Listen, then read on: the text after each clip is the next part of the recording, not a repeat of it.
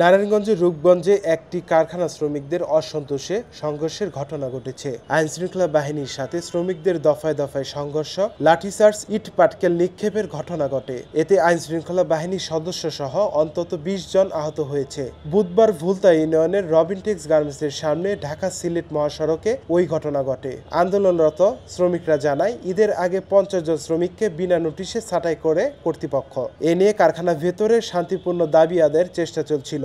এতে আইনশৃঙ্খলা বাহিনীর সদস্যরা তাদের উপর লাঠিচার্জ করে। এতে নারীসহ কয়েকজন শ্রমিক আহত হন। পরে শ্রমিকরা কারখানার বাহিরে এসে ঢাকা সিলেট মহাসড়কে বিদ্যুতের খুঁটি ফেলে মহাসড়ক অবরোধ করে। আমরা ফ্যাক্টরিতে শান্তিভাবে প্রোডাকশন নিয়ে আমরা খুব ভালোই ডিউটি করছি, কিন্তু হুট করে ঈদের ছুটির দিন আমাদেরকে ১২০ জন লোক ছাঁটাই করছে। কিন্তু কেন ছাঁটাই করছে এটা আমাদেরকে বলা হয় নাই। আমাদেরকে না বলে তারা ১২০ জন লোক ছাঁটাই করছে। তারপর আমরা বলছি আমাদের লোক লাগবে। ঈদের পরের দিন ছুটির দিন আমরা পরে আবার অফিস খুলছে, খোলার পরে আমরা অফিসে আসছি, শান্তশিষ্টভাবে কাজ করতেছি। কিন্তু আমাদেরকে লোকজন ডাইকে নিয়ে তারা কেন মিটিং করবো? আমরা সবার সাথে কথা বলা হবে না?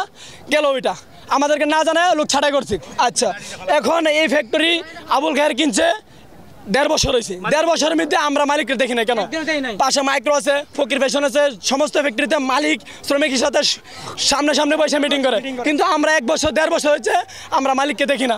আমরা মালিক চাই, মালিকের কাছে আমরা দাবি চাই। আমার ওয়াইফ, আমি এক ফ্লোরে কাজ করি, আমার ওয়াইফে ক্লোয়ারিটি কাজ করে। আমি কুচ দিয়ে গেছি, ঠিক আছে? কুচ দিয়ে কেন গেছি? এই কারণে আমার অযোধ্যা মারছে। কুচ দিয়ে কেন গেছি? আমি বলছি যে আমি স্যার কি করবো, আমি কি করবো বলেন, আমি কি করবো বলেন, আমার কেন মারতে? আমাদের ও শ্রমিক, আমি শ্রমিক, ওর অপরাধ আছে। অপরাধ থাকলে ওর কাছে আমি যাবো না, অপরাধ না থাকলে ওকে বের করবো। আমি কি ছেড়ে দিব? আমরা একসাথে কাজ করি না? আমরা এক পরিবারের লোক।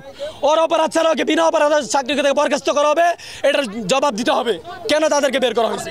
রূপগঞ্জ উপজেলা নির্বাহী কর্মকর্তা সাইফুল ইসলাম বলেন, গার্মেন্টসে শ্রমিক অসন্তোষের সংবাদ পেয়ে উপজেলা প্রশাসন, সেনাবাহিনী, পুলিশ ঘটনাস্থলে গিয়ে পরিস্থিতি নিয়ন্ত্রণে আনে। আমরা তো আজকে সকালে শোনার পরপরই কিন্তু আমরা স্পটে এসেছি এবং আমাদের সাথে পুলিশ এবং আর্মি মিলিয়ে আমরা কিন্তু এই রাস্তাটাকে ক্লিয়ার করার চেষ্টা করেছি।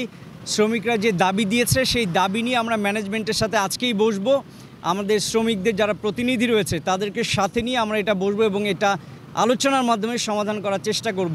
এবং শ্রমিক ভাইদের প্রতি অনুরোধ থাকবে, রাস্তাতে কোনো গাড়ি ভাঙচুর করে, রাস্তার প্রতিবন্ধকতা তৈরি করে কোনো ধরনের দাবি আসলে আদায় করা সম্ভব না। বরঞ্চ আমরা যদি টেবিলে বসে আলোচনা করি, যে কোনো দাবি আমরা আলোচনার মাধ্যমে এটি সমাধান করতে পারবো।